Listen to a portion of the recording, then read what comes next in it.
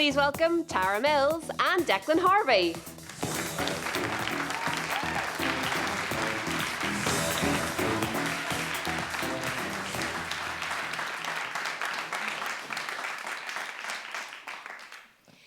My goodness me. Hello, everyone. Thank goodness they turned up. And lots of We weren't always sure.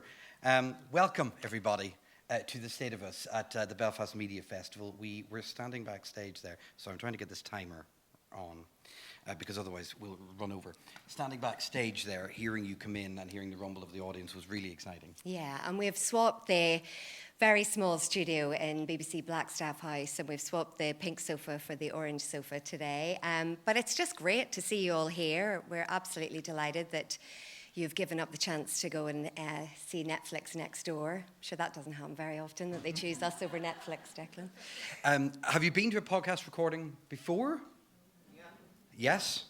Okay. Well, we haven't. Neither have most of them, so just go with us on this. This is our first time being allowed out of the studio. We have, though, to make us feel a little bit more at home, taken the one, I would argue, perhaps the most important bit of equipment that we have during recordings of The State of Us. It's definitely the most important for the producers. Yes, it's this, right? Our This bell. is a little bit behind the scenes. It's this bell, which is probably the lowest tech bit of equipment we have in the studio, but the most important. Why is it important? Because if we make a mistake, I'm sure you can't imagine that ever happens, the bell is used a lot. It means that we can put a little punctuation point for the producers, and then when they're listening back and doing the edit, it makes it much easier than having to listen to us wanging on. Yeah, because it's quite a quick turnaround. The other approach Tara has when she doesn't want something to go out on a recording is to single-handedly ruin that moment of the recording by using words that we can't use on stage. And that's a surefire way that it ends up on the cutting room floor. Yeah, and I had a very good teacher. He started it. Hopefully we won't need it today. We're so excited to speak to our guests today because I think you're going to find them really interesting. We've got two programs coming up. This episode is going to go out this evening, and the next one going out on Thursday. Yeah, and I mean, there's a lot happening in the BBC at the minute. We've had two very high-profile resignations, obviously Tim Davie and Deborah Turness resigning at the weekend, and there's a lot going on. Yeah, Donald Trump is now threatening to sue the BBC for up to $1 billion, and an apology, of course, was issued yesterday by the chair of the BBC, Samir Shah, for an error in judgment over the editing of a Panorama programme. There isn't much more we can add to that. We are, like many of you, watching on, seeing this unfold. Yeah, and we had planned to have David Jordan, the head of BBC's editorial policy unit, with us today. For obvious reasons, he's no longer available to come over. But look, impartiality is at the heart of all of this. It's something we've spoken about many times on the podcast already. It's something we'll talk about in the future. And it's part of why we do what we do. We want to show you, the audience, how things are, how decisions are made behind the scenes, and just to be as open and transparent about that as possible. So, our guest on this episode has spent a career up to his elbows in complex editorial decisions for the BBC. He is one of our best known investigative journalists, not just in Northern Ireland, but on these islands. He has a BAFTA on his mantelpiece, an IFTA and an RTS award. Yeah, he did the first British TV interview with Virgina Giuffre, and his latest film, The Disappearance of Captain Nairac, that's what we're going to talk about mostly today. It's stunning. If you didn't already watch it last night, I would suggest go home and watch it tonight. It's fantastic. It's as challenging and revealing, really, as anything he has ever done. On top of all that, he also took a break and opened a pub in a back end of Donegal once, and we'll find out about that too. Please welcome the one and only Darragh MacIntyre.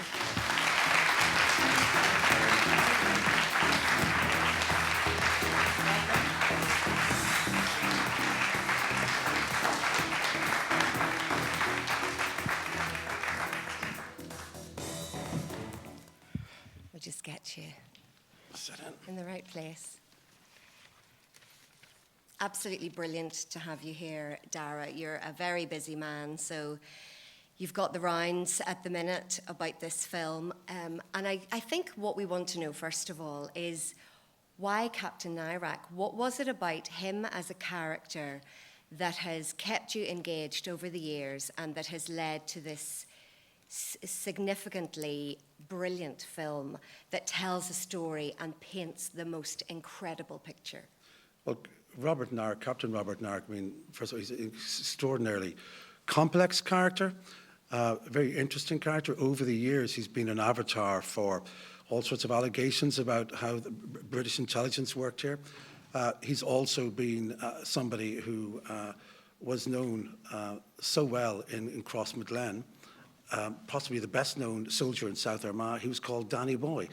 And then he goes missing. He is, of course, the only British soldier to have been disappeared. I mean, we know that 16 people were secretly executed and buried by the IRA over the Troubles. But he's the only soldier. That didn't happen to anyone else. So he's quite, you know, he stands out for that regard. Even his look, though. I mean, there's a look when you see the portraits, the various different portraits of him, especially the one in his uniform. He's looking straight back at you. I mean, he's almost like a prototype of a British colonial officer. So an intriguing character, and his own background was like he was born in Mauritius. High Catholic background, very, very wealthy. Well, not sure exactly how wealthy, but upper middle class, and sent then to Ampleforth, the Catholic Eton. So an astonishing character. And then he lands in the intelligence war here, in the middle of the conflict, and is taken one night and murdered. And the people who murdered him, this is the most astonishing thing to me. When he was shot dead that night, the man who shot him and the men who were, so the man who shot him was in the IRA. The men who had captured him from the pub were just Republicans who just saw somebody who was a wrong one. And they got the IRA man out of a pub in Dundalk when he landed, according to them, drunk, and shot Robert Nairac dead after beating him to a pulp. What's the significance of that, though? Well, the point here's that when they shot him, they didn't actually know who he was. They just knew he was a wrong one. They thought he might be a soldier. They thought he might be SES. They thought he might be UVF or whatever, but they actually didn't know. They shot him and left him dead. So it's always intrigued me. And then, of course, you can't find the body. Where is he? And all the rumours over the years. I mean, it's just remarkable, the access that you had, the cast list that you have. A lot of time has passed. But what is it about that story that has gripped you over so many years? Because this goes way back to 2007 and actually before that as well. Tell us about that. Well, I suppose Brendan McCourt, a colleague of mine, came to me in 2007 and said, listen, we should be doing something on Captain Robert Nairac. I think what we might have an in on one of the men who was alleged to have carried out the attack, a guy called Terry McCormick. Well, we spent months trying to find Terry McCormick, and we found him. We found him in a city in North America. We went out there and interviewed him. And we interviewed him. I don't know whether he's in the film tonight, and the film that was on last night. But when we put this film out in 2007, we blanked out his face. We just saw the back of his head. But we interviewed him in his name and in his voice. And it was one of the most remarkable interviews I've ever done in my life, speaking to somebody who was telling us candidly about his role in one of the most totemic killings, most notorious killings in the Troubles. And he was telling us matter-of-factly. And if you see the film, I mean, I'm listening to it, and I've listened to the original. I was there in the room, in the hotel room in America, speaking to him. And the hair on my neck was standing up then. To this day, I'm riveted by it, and I've seen it quite a few times between the jigs and the reels. But it was an astonishing interview, and that, has never left me. And he said then, because there had been this rumour that Robert Nairac's body had been taken after he was shot and taken into a nearby, there was a meat processing plant not too far away in Ravensdale, and the thought was that he'd been put through the processing plant somewhere in some fashion. And that rumour was kind of put out there. Now, it served different interests. It served the IRA's interest to put the fear of God into soldiers. It served the military interest in the sense to propagate that story because it basically showed how inhumane the Republican movement was. But in fact, I had learned from Terry McCormick in that interview that no, he was not processed in that fashion. He was actually buried in local ground, somewhere not too far away. Can I ask two things about that interview you did with Terry McCormack? First of all, how do you find someone who doesn't want to be found when they're living in North America?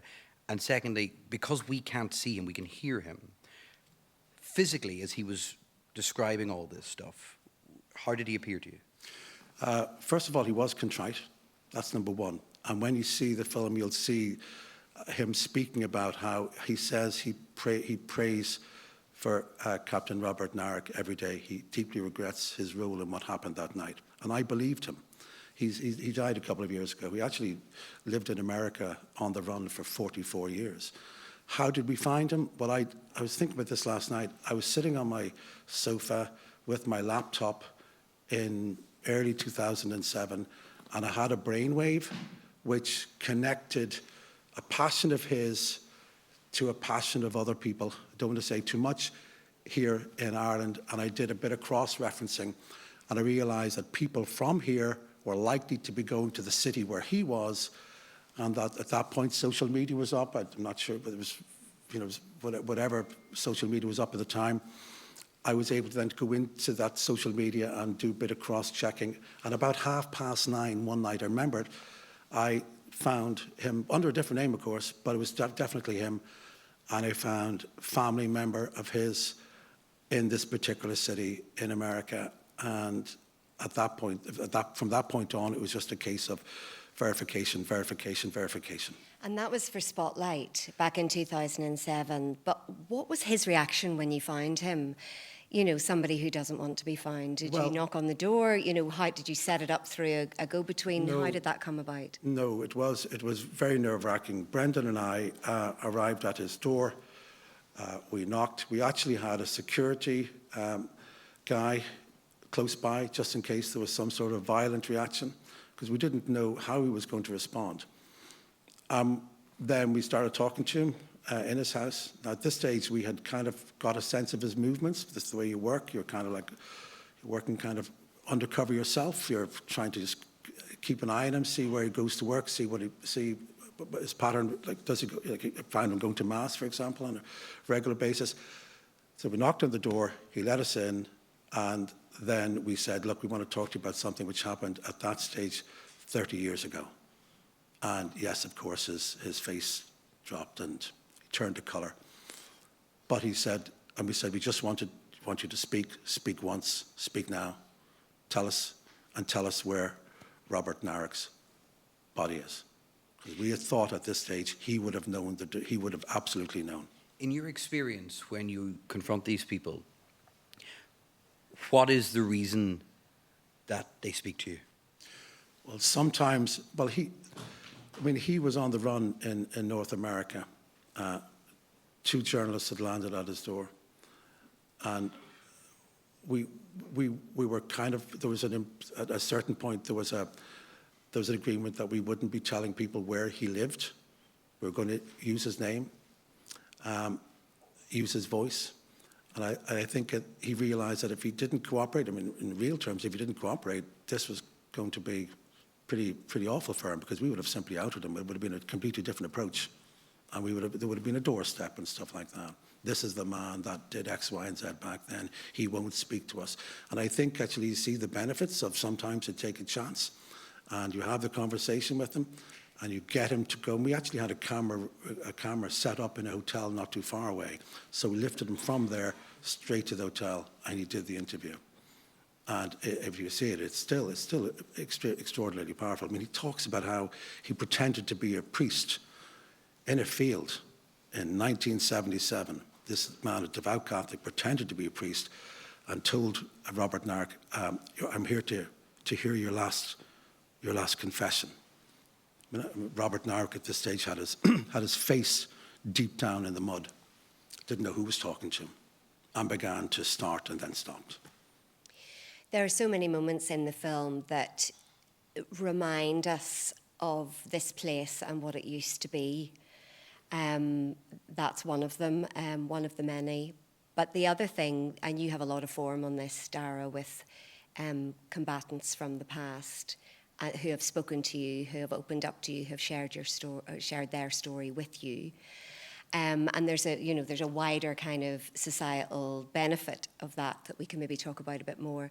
But in terms of Martin McAllister then, the other kind of key witness in this, other key person on the cast list, how did all of that come about? Because he has taken this on almost as in-depth as you have. This means something to him, and he wants to find Robert Nairac's body. Yeah, he's almost obsessional, but he's totally devoted to this. Martin McAllister was a member of the IRA, and he is from South Armagh, from Crossmaglen, and he was shot by the British Army. He was jailed in Portlaoise before that. When he was shot by the British Army, this is a key moment in Martin McAllister's life. I'm probably telling you far too much, but Martin McAllister, I'll try and tell this quickly. He was shot by Royal Marines. He says in the film, that was fair game. I was going to try to shoot them. They shot me. He's lying on the side of a hill. The Marines come up and they curse and swear at him. And he's expecting to be shot dead. His rifle that he had been using, trying to attack them, was over to the right. So the soldiers turn him over, and then they see Martin reaching for a gun in his belt. Now, at that stage, Martin says, I expected to be finished off, to be shot, that's it. And that's why he reached for the gun, in a sense. He thought these Marines were going to, in fact, finish him off. They didn't. A medic came over, they kicked the gun away, the handgun, and they staunched the wounds, bandaged him up, and took him to hospital. And that act of humanity has stayed with him. And he always contrasts that with what happened to Robert Nairac in the field, because he says, I was there facing, I thought, imminent and certain death. I survived. Robert Nairac, in that moment, in the field, was facing certain death. He was finished off. And it reminds me of the other podcast we did, Year 21. I'm not sure we should mention it again, but here we are. We try not to mention it every time. I know, I can't help it. A room full of people should mention the other podcast. But I think, in all seriousness, there was so much about 1921 that was nuanced. It wasn't just black and white, side A against side B, and that is another example in our more recent past of how these things are perhaps not always as they seem, and you can get moments like that, which have clearly impacted the rest of his life. Absolutely. The thing about Martin is he's still as a committed Republican, in the sense that he's, the Republican values, a wolf tone. He would say, if he were here, he would say he doesn't regret what he did as a young member of the IRA. He understands why he joined up. But he says it went wrong. It went very wrong. And he would say that not a single drop of blood should have been spilt. That's what he would say now. That's what he does say now. It's a remarkable bit of television that you've created, and it is helped enormously by the banks of archive footage that exist. And that has almost created another character, which is Crossmaglen. It was a town, Crossmaglen, rather than a village. I think it's a town. I'd call it a town. I think if it's in Crossmaglen, I'd call it a town. Yeah. But in fairness, I should too. All right. I'll consider myself warned. But what it does is, I remember. I'm 42, and I remember the checkpoints crossing the border into Donegal, and I think I've spoken about this before. I remember the registration plate of my dad's old Vauxhall, which was 8373 Indian Hotel, and I remember it in an English accent because it was the soldiers checking it. So that's my memory of that period. What I don't remember, though, is what was happening in Crossmaglen, and what was so clear is the presence, because it was an army base there, the helicopters and the noise of the Troubles. And when there was peace, there was also peace in the other sense as well. Just paint that picture for us of what was happening. Well, as you say, Crossmaglen becomes a character in the film. The whole border area becomes a bit of a character, but Crossmaglen in particular, because that's Martin's home place. Crossmaglen, there's one scene early on was an archive. I'd never seen it before, and I've been through archive and archive and archive over the years, and I've spoken to so many archivists, and I've said kind of new stuff, fresh stuff, and suddenly this material appeared, and it's of kind of extended family groups maybe playing skittles in a housing estate in Crossmaglen, and a soldier walks by, and they're in the housing estate, right? Remember, soldier coming by, everyone's happy. No one's paying any attention whatsoever to the military presence.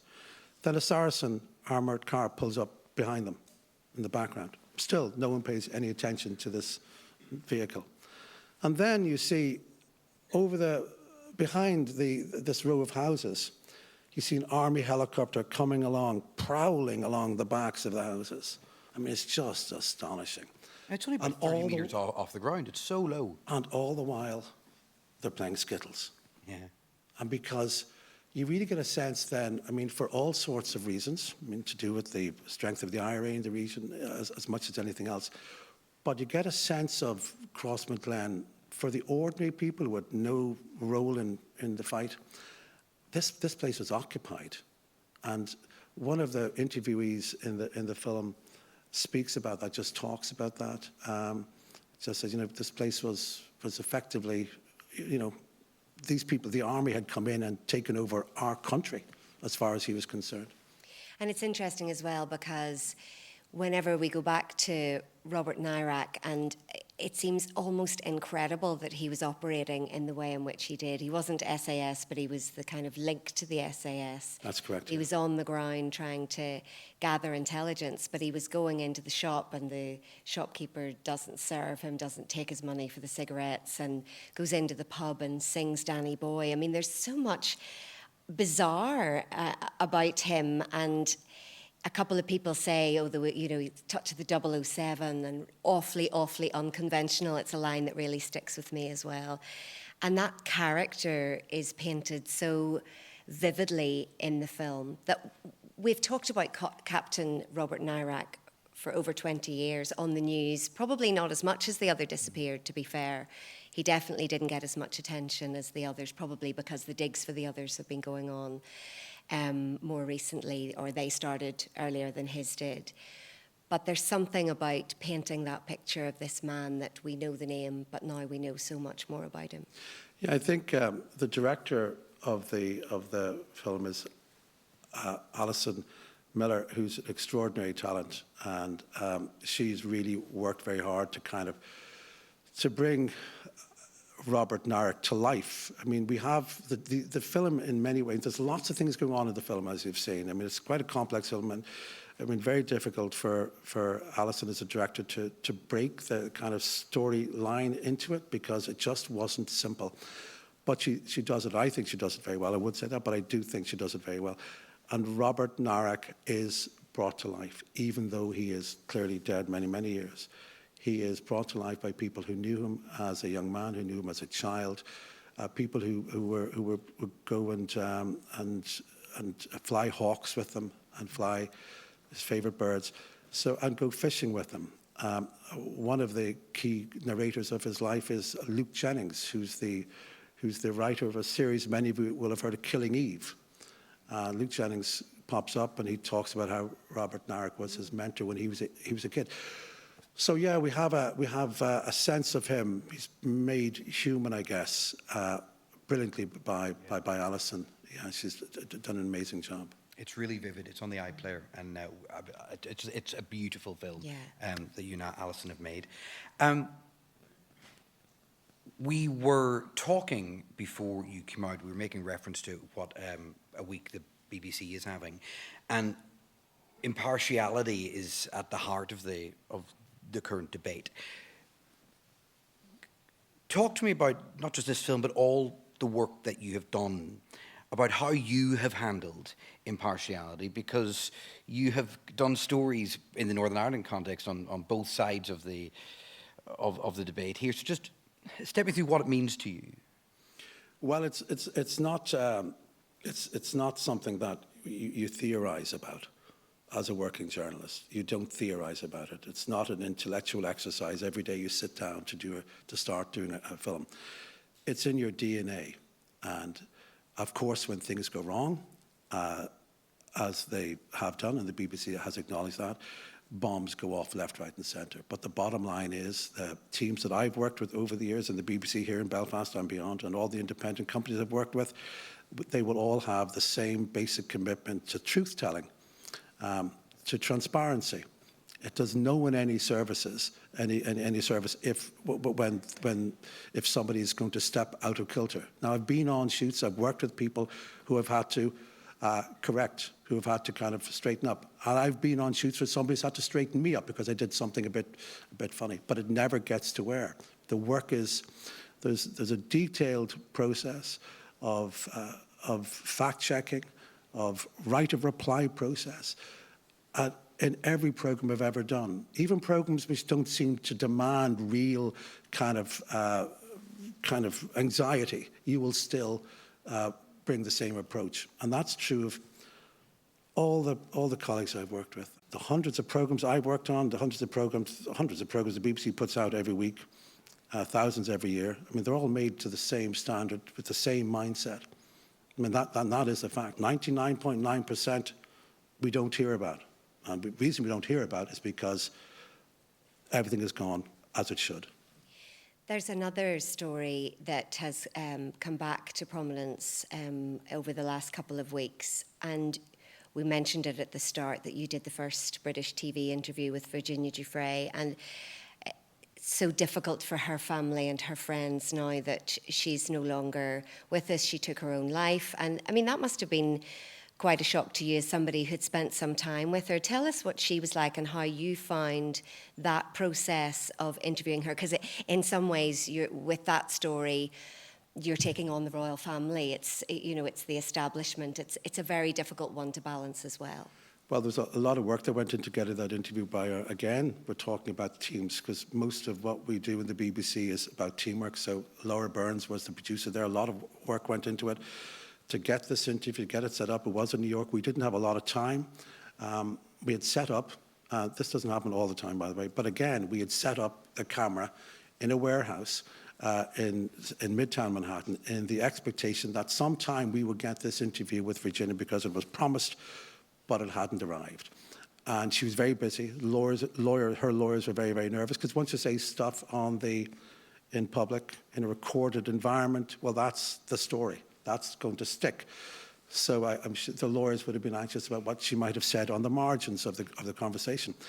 But then eventually we got word that she was coming, that she was going to do the interview, and she sat down with us for over an hour. We were told we were only going to get 30 minutes, but we actually got an hour and 10 minutes. She was powerful, and she looked down the camera lens the entire time in the way that a truth teller looks down the camera lens, because they can afford to, because they're not worried about their eyes going this way or going that way. And then she did, of course, break down once, and then got her composure back. Afterwards, she got up, we shook hands, and then she left the building. And we had to do a setup shot with her there, because everything had been so rushed.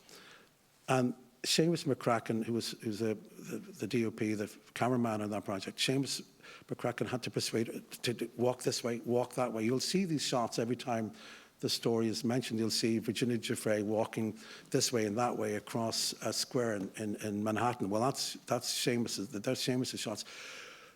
And then she was off, and she said goodbye.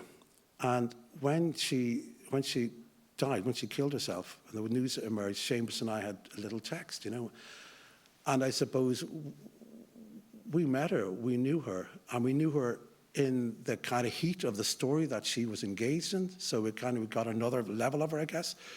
So even though we only spent an hour and a half in her company, all told, it was quite a shock, and it's something, obviously, an interview I won't forget in a hurry.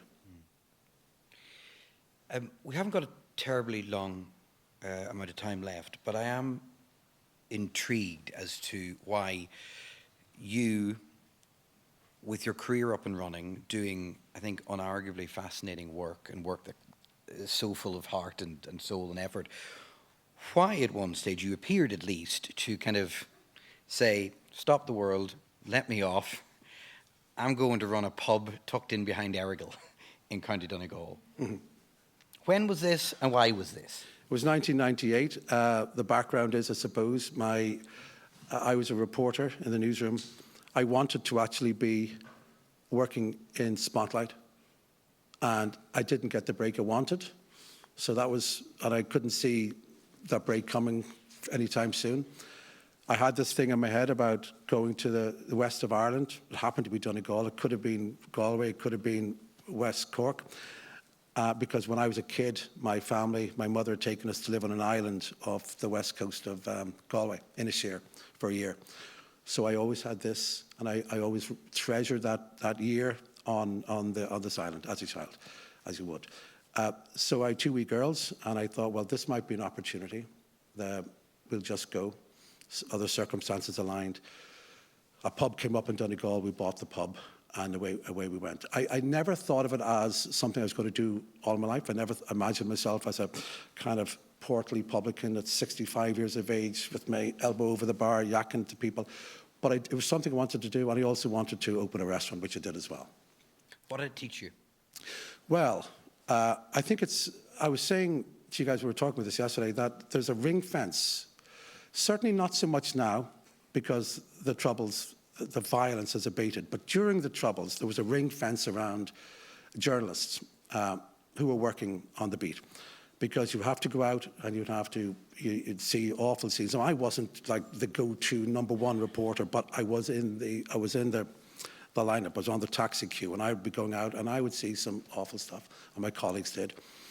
And you would go back and you'd talk just to yourselves. You wouldn't really bring it home to your families. You certainly wouldn't bring it home to your neighbours. You wouldn't have you anywhere near them. So you went to the pub and you chatted, and that was your way of dealing with it. And I often think that at a certain point we were similar to firemen or policemen. The way that's the way you dealt with it. You may remember that because you were around for some of that period. And then the day and hour, and this is difficult for me to talk about. So I have to pull back. But the day and hour we're moving to Donegal, 2 cars, driving across Glenshane Pass, a furniture van coming behind us. It was the August 15th, 1998, Oma bomb.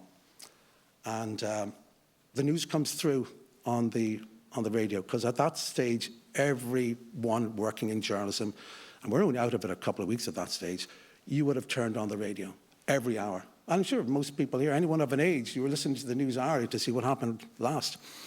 And the news came on, and we could tell, 2 separate cars, but we could tell that this is going to be awful. This is going to be a total massacre of civilians, of human beings.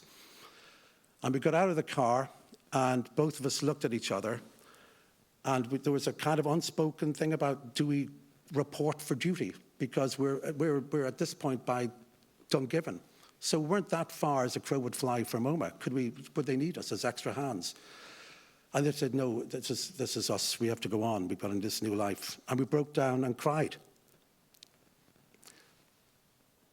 And that was the first time there was a real fundamental human response to the awful stuff we had seen, because we're outside of the ring fence. We were responding like normal citizens. This horror. And it was, that's one day. And that was what you went, so you escaped into another world. That wasn't, when I say that was pretty strong emotional moment for us. But of course, then you go into the real world. When you're out, when you're running a pub, you're looking at the economy in a different way. You're dealing with people. A factory closes down the street for me, a small factory. There are 8 people there. They used to come up and drink in my pub and have a pint and have a bowl of soup at lunchtime. The factory closes. They're not there. I don't have any bar staff. I mean, so you get into the real world. It's not something, often as journalists, and I've been in it for a lifetime, you are going, you're kind of visiting, in some senses, real life. You're visiting people. You're taking their stories back. In this instance, no, I was there over the bar, and the customers weren't there because the economy was going that way. But you had to come back. Eventually, you did come back to Yeah, I survived, and I didn't go bankrupt. People were predicting it would go belly up. No, we survived. Didn't make a pot of money, but we did certainly survive. I think the lure of the job. I mean, I began journalism as a copy boy, so I'm one of the very few people who would have begun in that role, which is some people here don't even know what that is. But basically, it's a superannuated runner for the Dark Ages, and that's so it kind of was my vocation was to be a journalist, I think. And to be a kind of a hack, basically, to go out and tell the story. I'm kind of obsessed with it, and I'm, oddly enough, like yourselves, I'm terribly curious. I mean, that's part of it, isn't it? Darragh, thank you so much. Thank you. Darragh MacIntyre.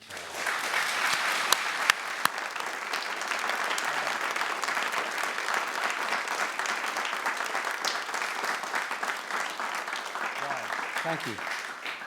That was really fascinating, Darragh. Thank you so much. And thank you. My goodness, you could have heard a pin drop there. That was just a brilliant listen. We should remind those listening that all of our episodes are on BBC Sounds or anywhere you get your podcasts. More recently, somebody was talking to me about an episode from last week where we were talking about the rate of child marriage in Northern Ireland and how they were just staggered by the numbers there. That was an interesting episode. Anyway, it's all building up on BBC Sounds. We would encourage you to dip back into the ever-growing catalogue. Yes, and on the next episode, we will be talking to two cast members from Blue Lights, so that is going to be well worth a listen as well. And as always, we want to hear what you think. Send us your feedback, the email It's address. weird because they're there. They could tell us, but we're more interested in you putting it in an email. Maybe just put it in an email. thestateofus@bbc.co.uk. Thanks for listening. Thanks for being here. Bye-bye.